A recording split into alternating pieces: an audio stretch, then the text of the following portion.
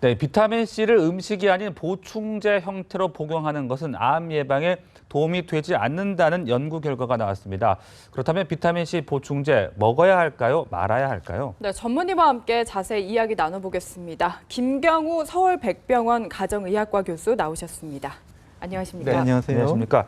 자, 요즘 보면 이 비타민 C 보충제 챙겨 드시는 분들 참 많이 계시던데 좀 이분들에게는 글쎄 좀 당황스러운 소식이 될 수도 있을 것 같습니다. 이 보충제 형태로 비타민 C를 먹는다고 해서 암 예방 효과는 없다라는 연구 결과가 나온 것 같은데요. 내용 좀 설명해 주시죠. 네, 그 국립암센터 명승원 교수팀이 그 7개의 논문을 그 재분석해서 메타 분석이라고 하는데 그걸 통해서 연구를 했더니 그 비타민 C 보충제를 드신 분들의 경우에 네. 암 예방에 있어서는 효과가 없었다라는 그 결론을 내리신 건데요. 네. 여기서 비타민 C가 아니라 비타민 C를 이렇게 약처럼 보충제로 먹는 경우에 한해서 암 예방 효과가 없었다 이런 네. 의미가 되겠습니다. 그렇다면 천연 비타민이라고 하죠. 뭐 과일이나 채소, 음식을 통해서 섭취하는 비타민 C는 암 예방 효과가 있는 건가요? 예, 그렇습니다. 그래서 네. 실제로 그 채소와 과일을 많이 드시는 분들 같은 경우에는 위암, 대장암, 방광암, 장웅암, 난소암 이런 여러 가지 모든 암들에 있어서 네. 충분한 예방 효과를 보이고 있기 때문에 그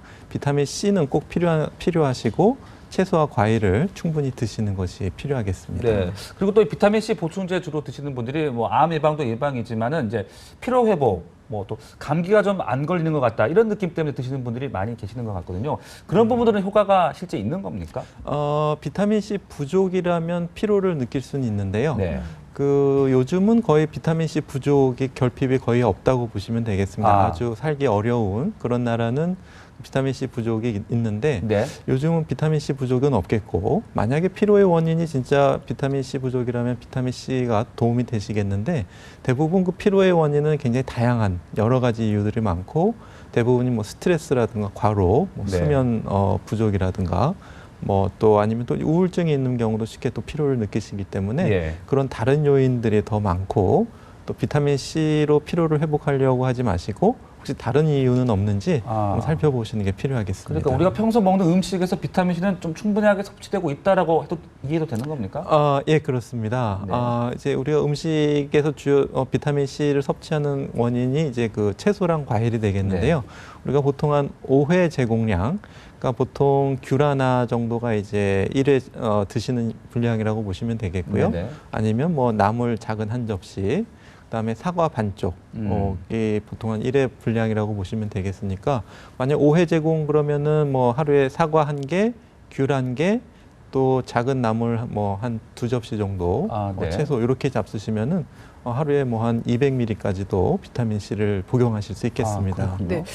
제가 들은 얘기로는 담배를 피면 비타민 C가 파괴되기 때문에 그런 분들은 오히려 더 많이 드셔야 한다 이런 얘기도 들었었거든요. 이건 맞는 얘기인가요? 예, 담배를 한 개 피실 때마다 비타민 C가 우리 몸에서 없어진다고 보시면 되겠습니다. 네. 그래서 이제 그러면 이제 담배를 피시는 분들은 좀 비타민 C를 더 충분히 드셔야 되고 그 비타민 C가 그 폐암 예방에 효과가 있는가 하는 연구들이 좀 있었는데 뭐 차이는 좀 있지만 어떤 연구들은 조금 뭐 있을 수 있다 이런 논문들도 있어서 예. 네. 특히 담배를 피시는 분들은 비타민 C 섭취에 조금 더 신경을 쓰셔야 되겠고요. 네. 또 이제 무엇보다도 담배를 하루에 2-3개 피라도 좀 덜 네. 피시는 노력을 해서 비타민 C를 좀 지키려는 노력도 좀 필요하시겠습니다. 그다음에 이제 건강하게 생활을 하고 뭐 음식을 좀 골고루 섭취한다면 비타민 C 보충제를 꼭 먹지 않아도 된다 이런 네. 지금 의미가 될 것 같은데 맞습니다. 그렇다면 비타민 C를 너무 많이 먹었을 경우에는 어떤 문제가 생길 수도 있는 겁니까? 예, 우리가 보통 한 하루 최대 섭취량을 한 2,000ml 정도 이렇게 보고 있는데요. 네.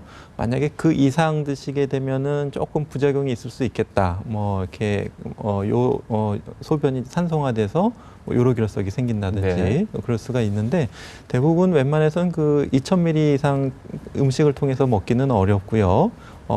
평상시 음식 섭취량으로는 그 정도 되긴 좀 어렵다고 보시면 되겠습니다. 네. 그렇다면 조금 답이 나온 것 같긴 한데 비타민 C 보충제를 먹어야 할까요? 먹지 말아야 할까요? 라고 묻는다면 어떻게 답하시겠어요? 네, 굳이 안 드셔도 될 것 같고요. 네. 만약에 진짜 비타민 C 결핍 상황이 있는 분들이 계시다면은 네. 그 주치의 선생님하고 상의하셔서 비타민 C 복용에 대해서 한번 상의해 보시는 게 좋겠고요. 채소와 과일은 꼭 비타민 C를 위해서 네. 보충제가 아닌 채소와 과일 형태로 꼭 드시기는 권해드리겠습니다. 아, 네. 그럼 그 비타민 C 말고요. 또 비타민 되게 여러 가지가 네, 있잖아요. 참 네. 헷갈리는데 뭐 어떤 비타민은 또 너무 많이 먹으면 안 된다 그러기도 하고 또 어떤 비타민은 꼭 먹어야 된다고 하기도 하고 네. 그런 것들 좀 설명을 해주시죠. 네, 우선 우리나라 분들이 좀 많이 부족한 네. 비타민이 비타민 D로 또 알려져 있습니다. 네. 이제 비타민 D는 우리 몸에서 또 다행히 합성이 될 수가 있는 건데 햇빛에 한 20분 정도 노출이 돼도 네. 우리 몸에서 충분한 비타민 D가 생깁니다. 아. 그래서 야외에서 한 30분 정도 운동을 해주시면은 비타민 D 결핍은 없는데 네. 그래도 이제 골다공증이 있으시다든지 뼈 건강에 문제가 있으신 분들은 또 주치의 선생님하고 상의하셔서 비타민 D를 따로 이제 알약이든 주사 형태로 좀 보충하시는 것이 좋겠고요. 네.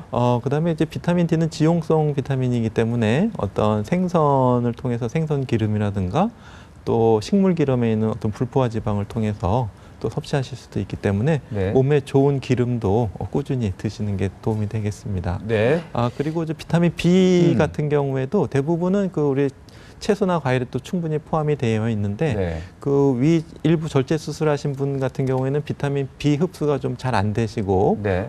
그러실 수가 있습니다. 그래서 그런 분들 같은 경우에는 수술 후에 또 병원에서 진료를 받으실 때 비타민 B에 대해서 이제 따로 약을 주시거나 주사제를 주시면은 네. 그거는 뭐 같이 좀 드시는 것도 그럼 괜찮겠습니다. 그 종합 비타민제 이런 것들은 어떨까요? 대부분 골고루 식사를 하시는 네. 분들, 일반 분들에게는 굳이 필요는 없겠고요. 아. 또 이제 종합 비타민제 가지고도 이렇게 연구를 해본 결과에서는 네.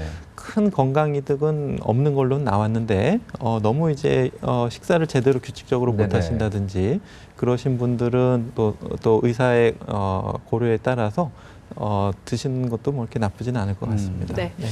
그리고 조금 다른 이야기도 해보겠습니다. 보통 운동을 많이 하거나 이렇게 땀이 나서 갈증이 날 때 시원한 맥주 한 잔 마시고 싶다 이런 분들 많으시거든요. 이게 실제로 갈증 해소에 도움이 되나요? 일단은 맥주는 이제 많이 수분이 있으니까 수분 보충한다는 의미에서는 드시고 나서는 바로 이제 갈증이 이제 줄어드실 수는 있겠는데 이제 맥주에 이제 알코올 성분이 있기 때문에 알코올 성분은 오히려 이제 혈관을 확장시키고 약간 이뇨작용이 있어서 네. 오히려 약간 탈수를 또 좀 일으킬 수가 있습니다. 네. 그리고 몸이 물론 이제 더운 때 운동했을 때 체온이 올라가 있을 때는 이제 시원한 맥주를 드시면 약간 체온을 또 떨어뜨리는 효과가 있긴 한데 네. 결론적으로 말씀드려서는 크게 이제 갈증 해소에 도움은 맥주는 안 된다고 안 보시면 된다. 되겠습니다. 그렇다면 뭐 운동을 했거나 뭐 땀을 많이 흘렸을 때 갈증이 날 때 어떤 음료수를 먹는 게 좋은 겁니까? 네, 일단은 그냥 물을 드시면 가장 좋은데요. 우리가 전해질을 조금 보충해주면 좋다는 생각을 하실 수가 있는데 보통 식사에서 충분히 이제 전해질을 드시기 때문에 그냥 물을 드셔도 충분하겠고요. 네. 다만 이제 갈증을 느낄 때는 이미 어느 정도 탈수가 생겼기 때문에 갈증을 느끼시기 때문에 운동 전이라든가 운동 중간중간에 조금씩 수분을 보충하셔서 갈증 네. 자체가 생기지 않도록 예방하시는 게 좋겠습니다. 뭐 스포츠 음료가 뭐 특별한 효과가 있는 건 아닌 겁니까? 스포츠 음료 같은 경우 탈수가 좀 심할 때, 네. 못 먹을 때, 고를 때, 설사하거나 고를 때는 좀 여러 가지 그 전해질도 있고 또 포도당이 있습니다. 네. 그래서 그런 면에서는 도움이 되시는데 일반적으로 운동하시고 그럴 때는 굳이 스포츠 음료를 드실 필요는 없겠습니다. 네. 그리고 이제 2월 중반 이제 겨울이 끝나간다 이런 생각이 들고 있는데요. 이 막판에 독감 환자가 그렇게 크게 늘고 있다고 하는데 이렇게 환절기에 독감 환자가 늘어나는 이유가 있을까요? 네, 우선 이제 그 겨울철 자체가 이제 차고 건조한 환경이 이제 바이러스 증식에 이제 좋은 환경이 되겠고 네. 아무래도 춥다 보니까 이제 환기가 안 되는 실내에서 이제 여러 명들이 모여 계시니까 사람 간의 전파가 좀 잘 되는 특징이 있겠습니다. 네. 그래서 매년 이렇게 독감 발생률을 보게 되면 요맘때 1, 2월 때에 가장 독감 발생이 많고요. 요번 주 다음 주에 좀 피크를 이루었다가 또 좀 서서히 2월 말이 되면서 또 이제 그 유행이 좀 줄어들고 네. 또 3월 개학하고 나서 약간의 소유행이 있다가 네. 또 4월이 지나면 이제 없어질 추세를 보여왔습니다. 아마 올해도 네. 그럴 걸로 예상이 됩니다. 내 몸에 좀 어떤 증상을 보일 때 독감을 의심해 봐야 될까요? 예, 그 사람 따라서 굉장히 증상이 다양한데요. 거의 뭐 증상이 없는 분도 있고 약간의 콧물이라든가 목 아픔, 기침 그 정도만 나오실 수가 있겠고요. 우리가 이제 코나 목에 주로 증상이 오는 건 이제 상기도 감염이라 그래서 감기처럼 오실 수가 있겠고요. 근데 증상이 좀 심하면은 이제 열이 많이 나고 이제 근육통이 심하고 그러실 수가 있겠고 또 이제 가장 좀 걱정되는 거는 우리가 하기도 감염이라 그래서 폐렴 기관지염이 생기시는 건데 네. 이렇게 되면은 그 호흡곤란이라든가 저산소증이 오실 수가 있기 때문에 좀 위험할 수 있습니다. 그래서 단순한 그 감기 증상이 아니라 이제 기침이 심하고 또 호흡곤란이 좀 숨이 차다 이런 느낌이 드시면은 빨리 병을 찾으시는 게 좋겠고요. 독감 바이러스 같은 경우에는 그 약이 있습니다. 그래서 항바이러스제가 있기 때문에 네네. 최대한 빨리 투약을 받으시는 게 도움이 되시겠습니다. 네, 그렇다면 예방주사도 궁금해지는데 보통은 겨울이 오기 전에 맞거든요. 네. 그럼 이번에는 좀 4월까지 유행을 한다고 하니까 지금 이 시점에서 독감 예방주사 맞는 건 어떨까요? 보통 독감 예방주사를 맞고 항체가 생기는 조금 시간이 걸립니다. 그래서 그 시간 한 3, 4주 정도로 보게 되면은 이제 3월 초 이렇게 되는데 그때쯤이 약간 독감 유행이 좀 줄어드는 때거든요. 그래서 네. 지금 맞으시면은 이제 3월 중반 이후에 유행하는 건 좀 예방 효과가 있으실 텐데 일단은 기존의 그 독감 예방 접종 대상 만성 질환이 있으셔가지고 콩팥이 나쁘다든가 심장이 안 좋다든가 폐질환이 있으시다든가 이런 분들은 안 맞으셨다면 주치의 선생님하고 상의해서 독감을 맞으시고 조금이라도 비슷한 증상이 생기면은 그 타미플루라는 항바이러스제를 드시는 게 도움이 되시겠고요. 지금은 모든 분들이 꼭 맞으실 필요는 없겠고 조금 더 개인 위생을 좀 조심하시면서 독감 예방 접종의 필요성에 대해서는 개인별로 개인 건강 특성에 따라서 주치의 선생님하고 상의하시는 것이 좋겠습니다. 네, 알겠습니다. 지금까지 김경우 가정의학과 전문의와 함께 건강상식 이모저모 알아봤습니다. 말씀 고맙습니다. 네, 감사합니다. 감사합니다.